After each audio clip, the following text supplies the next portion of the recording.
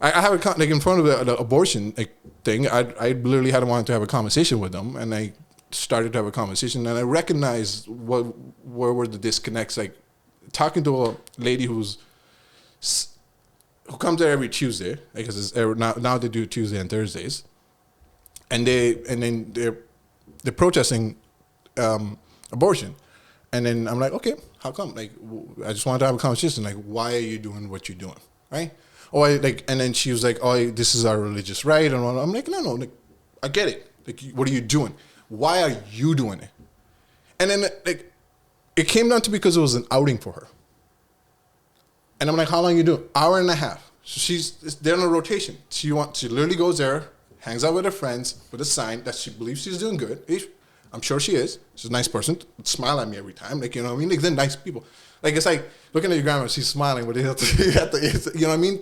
It's really hard to hate a person for that. Like, get angry at the person for that. They actually just think they're doing good, right? They just don't go any further than that. Like, to them, that's an hour of outing, 2 hours, 3 hours of hanging with Suzanne or whatever, and then just going back to their regular day. They don't realize any further than that, right? Or maybe they're not able to connect it to their own daughter or other person, right? Somebody who's going through that, maybe they can't afford a baby. You know, there could be multiple reasons for a person to get an abortion. It could be emotional, it could be financial, it could be anything, right? Well, why go through that? I'm having a great freaking Tuesday. It's sunny out, and you understand? And I think that's a problem. That's not even just that. Like, you're anti-mask or anybody who gets angry at other people for just doing them. It's because it's hard to relate. They don't want to relate. They're living their life for too long, however it is. You know, I'm too used to living me, like being me, and therefore I'm just going to keep doing me.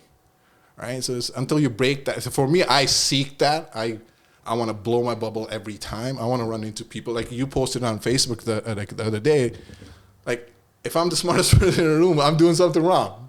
You know what I'm saying? If I'm not getting pushed, yeah, like I don't want to be surrounded by dumb people because I become like them. But and dumb is like a pretty brash way to describe them. But I meant that as in like someone who doesn't push themselves to learn anything new. So like someone like you go and you actively you are curious about these people that are outside your house on Tuesdays and Thursdays, and you go out and you meet with them.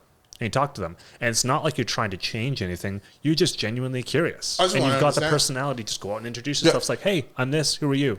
And then once I found out what my cynical side comes out, and I start fucking with them. Okay, right? Where's that threshold? Where's that start? Hey, to be honest with you, if I could get away with it. Straight up. You just like spread it throughout the conversation, or like there's like a point where like, okay, at this point I've kind of figured. For her, in her situation, it was she wouldn't listen to me, right? Because I'm having a conversation with her. What were you trying to say? Okay, so I had my windows open because I'm trying to edit a video, and it's like, literally wanted to go, hey man, stop making people honk. It's annoying the crap out of me.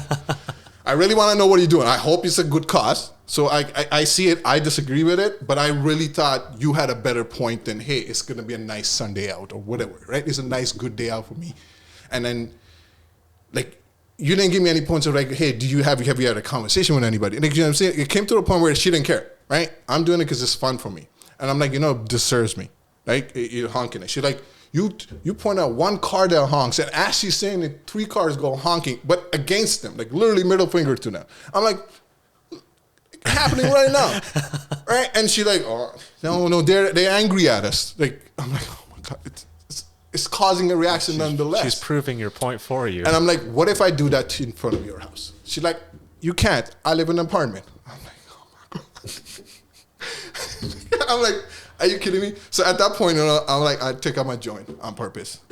I'm pissed. I could easily smoke around the corner, but I'm doing it right now in front of you. Don't care. So I start. Well, clearly she doesn't care about your comfort. So I spark it up, and then a cop car goes by. She points at the cop car. She's like, oh look, there's a police officer.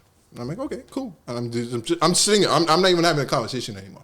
And I'm thinking about doing this like by your place. She's like, well, you're protesting. You're protesting abortion. I want to protest not enough people smoking weed. So I just want to do it in front of your house. And she's like, well, you can't do that. It's illegal. I'm like, well, you know this is legal, right? And she's like, you can say whatever you want. Well, I'll do when I find out. I'm like, okay. Like, but after that, nobody talks to me. None of them. They all smile and that's it.